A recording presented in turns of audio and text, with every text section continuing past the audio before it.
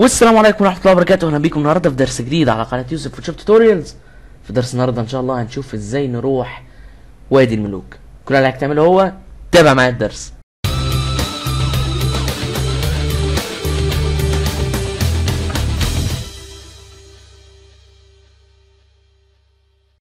ممكن تكون الكلمه اللي انت سمعتها في اول الفيديو غريبه، لكن ان شاء الله النهارده هنروح مكان من خيالي انا، يعني اسمه ممكن تسميه وادي الملوك، ممكن تسميه اي حاجه تانية، ارض الملوك زي اللي باينه قدامكم في التصميم ده. طبعا انا مش حاطط كريستيانو عشان انا مدريدي او برشلوني، انا لا ده ولا ده، لكن المشكله للاسف انها ما لقيتش موديل واقف بظهره وقفه حلوه زي كريستيانو، فانا لقيت ان دي افضل صوره. لكن انت عايز تستخدم صوره موديل عندك مش عندي، عايز تستخدم صورتك، كل ده براحتك. حتى كمان عشان يعني نبعد عن الشبهات شويه، انا عملت زيها بالظبط لميسي زي ما هي باينه قدامكم دلوقتي على الشاشه، عشان ما حدش يفتكر انها لا ده ولا ده. تمام، انا اول حاجه هعملها ان انا هفتح 1280 في 720 مقاس الخلفيه، وخلاص بقى. انا خلاص كده يعني عرفتكم ازاي تقدر تجيب اي مقاس وتعمله لاي مقاس تاني. تقدر تعمل الصوره ديت بروفايل بيكتشر او تعملها كفر. فلو ما شفتش الدرس ده هتلاقيه ظاهر في الكارت اللي فوق اللي على اليمين او على الشمال. تمام، نجيب الملحقات بتاعتنا. دي الملحقات ان شاء الله اللي انت لما هتحملها هتلاقيها باذن الله، اللي هي دي. تمام، انا دلوقتي هشتغل على صوره كريستيانو وهحطها في النص كده بالظبط، هي بتنزل اصلا في النص بالظبط. وعشان انا عايز اصغرها بس اخليها تفضل لازقه من تحت، مش لما اصغرها الاقيها طلعت لي فوق كده. فهدوس هنا بدل العلامه اللي في النص دي، هدوس هنا فهيبقى بيصغر لتحت. اللي مش فاهم ايه دي حاجه اسمها انكر بوينت، او نقطه الثبات، او النقطه اللي بيدور حواليها اي حاجه. زي ما عارف انت كده نظريه بندول الساعه، ايدك اللي هي ايدك بقى هي المركز اللي بيلف حواليه اي حاجه. فانا كده لو حبيت الفها هتلاقيها بتلف حوالين الانكر بوينت اللي هي دي، فانت تقدر تحطها في الركن اليمين، الركن الشمال، فوق كده يعني. وهدوس كليكتين. تمام، بس محتاجين نكبره شويه كمان. بكبر وانا دايس على الت وشيفت الاتنين مع بعض. وهنجيب دلوقتي الصورة اللي هي صورة الصحراء اللي هي دي اهي، اللي هي الصورة دي هنسحبها. الصورة دي جايبها من موقع اسمه وول بيبر وايد، اكتر موقع بنصح بيه الناس ان هي ما تترددش وتحمل منه، لانه موقع بصراحة يعني فظيع ما شاء الله عليهم يعني، وكمان مجاني ومش بتحتاج تسجل فيه. يا رب يفضل كده يعني. تمام اهو، هكبر الصورة كده شوية وهحطها ورا كريستيانو. طب انا كبرتها كده ليه؟ عشان تبقى متناسقه شويه مع حجم مع حجم او شكل وقفه كريستيانو، عشان ما يبقاش المنظر غريب. تمام. اوكي، هنعمل ايه دلوقتي؟ هنعمل ان احنا هنقسم السما، عشان احنا هنا هنجيب سما تانية خالص، فهنستخدم الصوره اللي هي دي، وهتحطها كده وتظبط مقاسك كده، وهخليها هي كده. هعمل لها ماسك من العلامه دي، وهجيب اداه الجريدينت تول وهختار منها الرسمه دي، وهختار اللون الاسود والشفاف، وهمسح كده اهو كده كده. اوكي، اللي هي بس تبقى مديه شويه، يبقى فيه هنا فيد يعني شويه، او اللي هو نعومه بين القطع بين السماء والارض. هعمل لها كنترول بالانس عشان تبقى بس لونها متوافق شويه مع بقيه الحاجات، وهعمله مخصوص لللاير اللي تحتيه ده. فهتدوس على العلامه دي، هخليها اصفر شويه ومحمرة شوية، فعشان تدينا الشكل البرتقاني فيبقى شكلها لايق مع بقية الديزاين. اوكي تمام. هنعمل فوقها دلوقتي بس ايه، كيرف. من هنا نختار كيرفز عشان عايزين نبينها شوية، عشان هنا انا عايز ابين الدايرة الجامدة اللي في النص دي، فهنقلل بس تخليها برضو مخصوصة لللاير اللي تحتها. هنقلل من هنا شوية ونرفع وننزل كمان سنة من هنا شوية عشان تبان الدايرة الغريبة اللي في السما دي، سبحان الله عليها يعني. تمام، دلوقتي بقى هنجيب الشطرنج. هتلاقيني حاطط لك 2 شطرنج، واحد ابيض وواحد اسود، فانت براحتك شوف انت عايز، شايف التصميم احلى بايه وخليه. لكن انا لقيت ان التصميم كله فاتح، فلقيت ان الاسود احسن.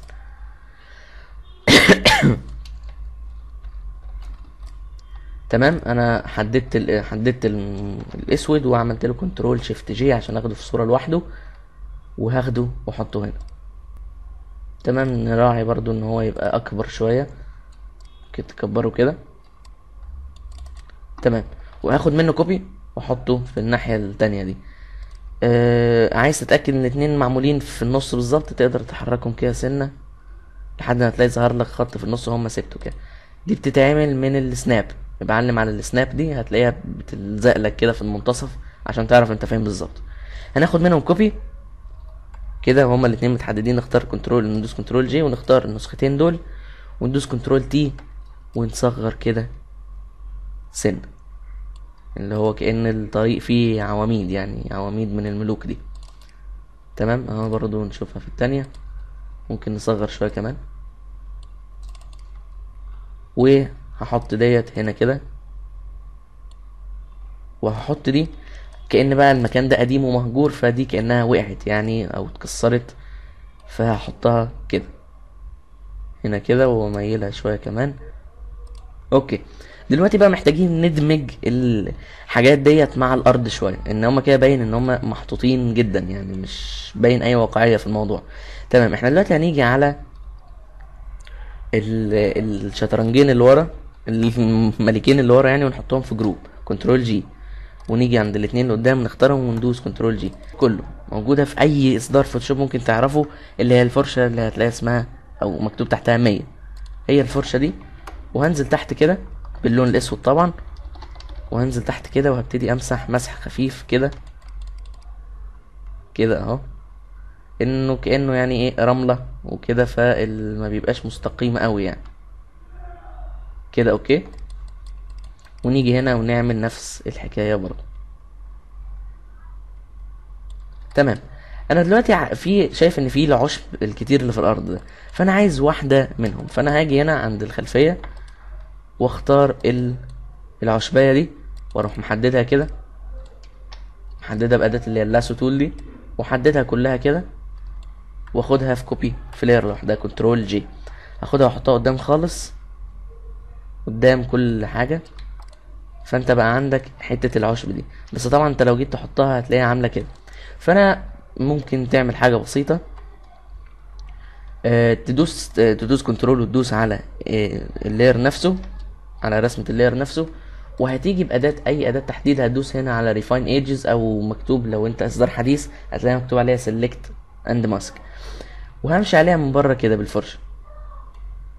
انا طبعا مش عايز اقصها قص جامد يعني، لكن انا عايزه بس ابقى اخلي ايه شويه، يبقى فيه شويه كانه تراب وكانها مقصوصه سنه يعني.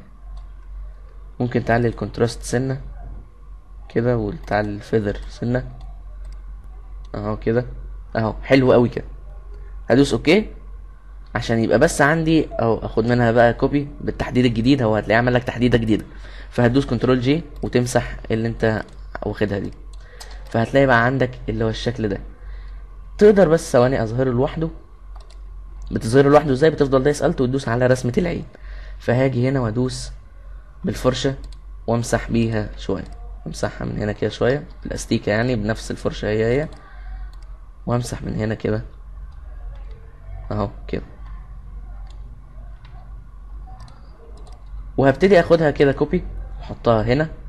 وما تقلقش من الاصفر ده، الاصفر ده بيفيدك برضو في ان هو كأنه بيدي لمسة تراب، ان الرمل اللي طالع على الريندر بتاع الملك ده يعني اهو كده.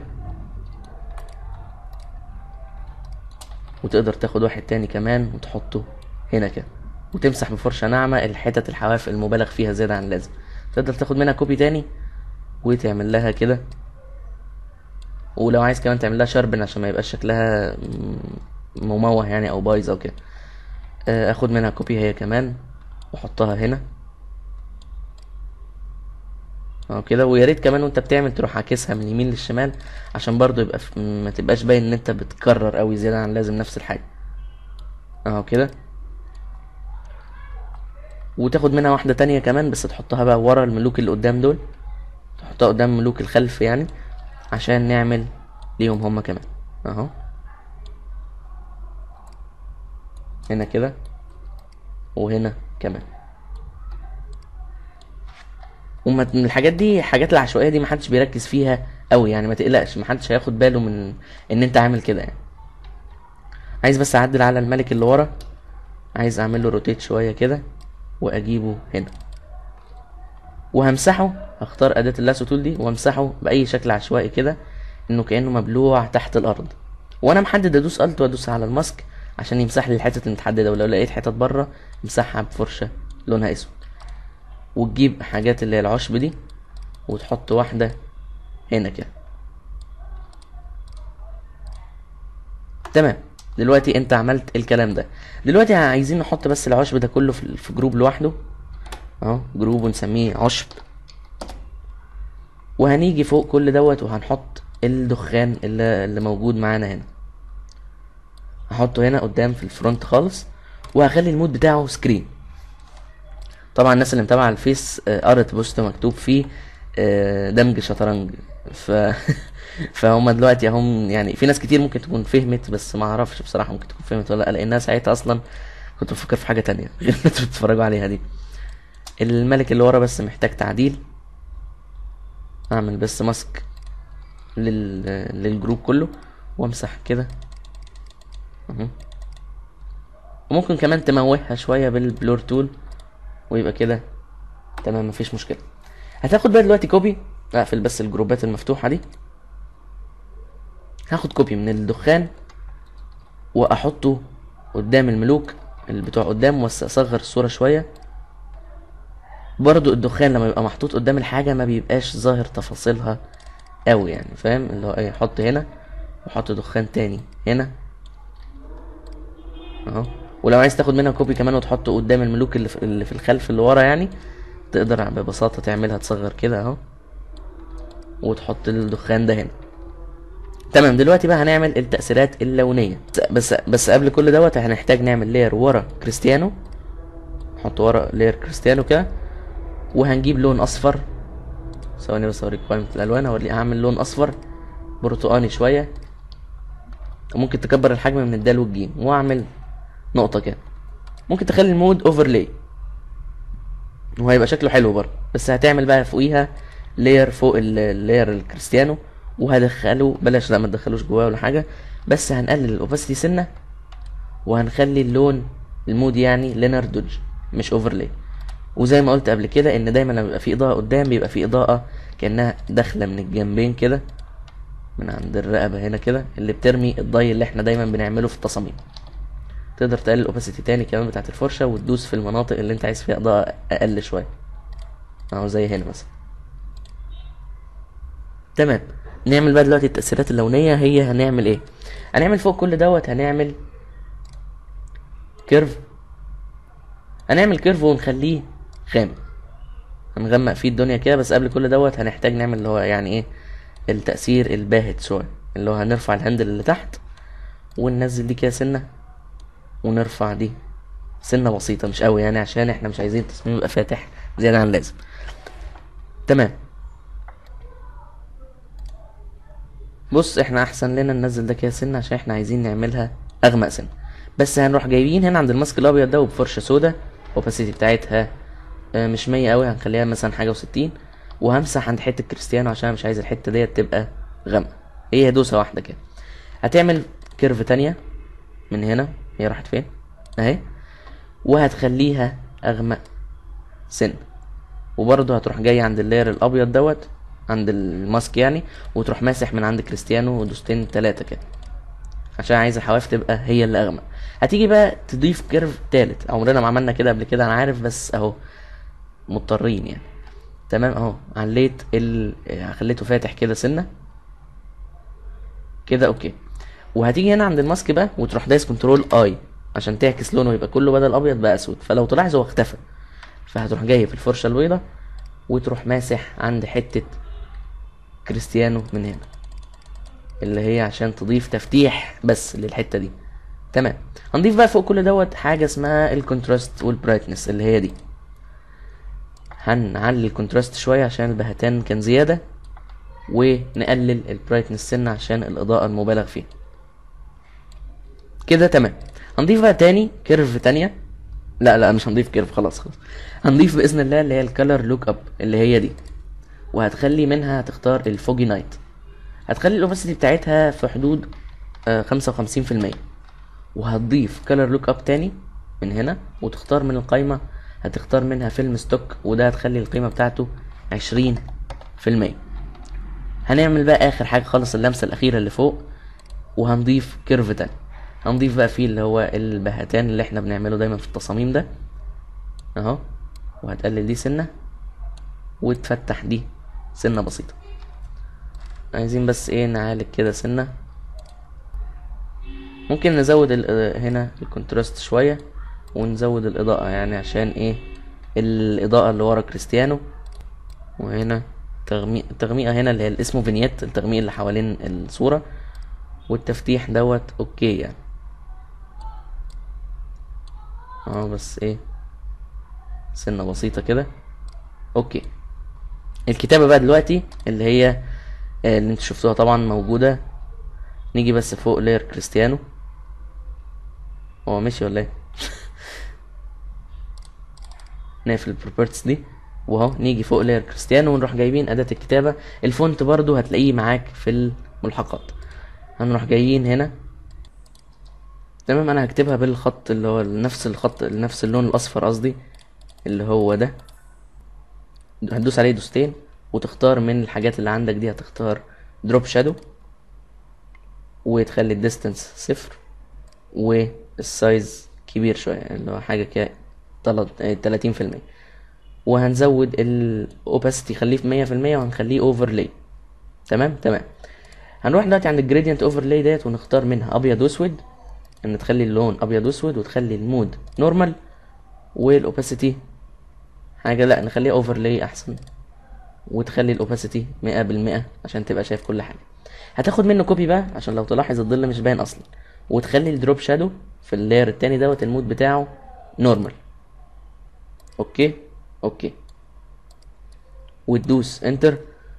وممكن بقى تضيف في الاخر كده نيو، وتخلي المود بتاعه لينر دوج اد، وبفرشة لونها اصفر كده باوباسيتي 50% ولا حاجة، وتدوس دوسة هنا ودوسة هنا ودوسة. وبكده يبقى درس النهارده خلص. اتمنى فعلا يكون عجبكم، ولو عجبك ما تنساش تشترك في القناة، وكمان تدوس شير للفيديو عشان الناس تشوفه اكتر، ونعمل يعني نرسخ فكرة جديدة في شكل التصاميم الرياضية. وما تنساش كمان توصل الفيديو ده ل 300 لايك باذن الله، وعشان نوصل القناة ل 30,000. كان معاكم يوسف محمد من قناة يوسف توتوريالز. سلام عليكم.